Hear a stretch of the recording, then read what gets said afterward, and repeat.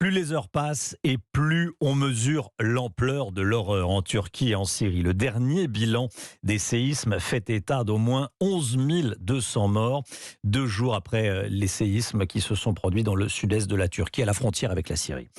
Appuyés par des renforts venus du monde entier, les secouristes tentent toujours de trouver des survivants dans les décombres. Rémi Trio est l'envoyé spécial d'Europe 1 à Iskenderun. Bonjour Rémi. Bonjour à tous. Vous êtes à quelques dizaines de kilomètres de la frontière avec la Syrie. Pour la première fois depuis le tremblement de terre, on a distribué de la nourriture aux sinistrés. Oui, là où je me trouve dans les rues d'Iskenderun, c'est la première distribution de produits de base, de la nourriture, de l'eau, des médicaments depuis 3 jours, depuis le tremblement de terre. Alors une queue s'était formée à l'arrière d'un camion, mais rapidement la tension est montée dans la file.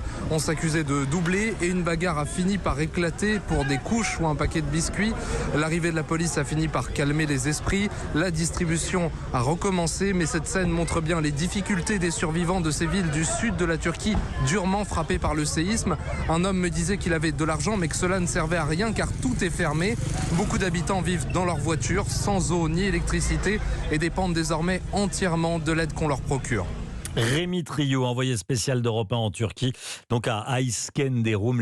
Les bilans, le bilan grimpe presque d'heure en heure. 11 200 morts en Turquie et en Syrie. Mais bien malheureusement, il devrait continuer à grimper dans les prochaines heures.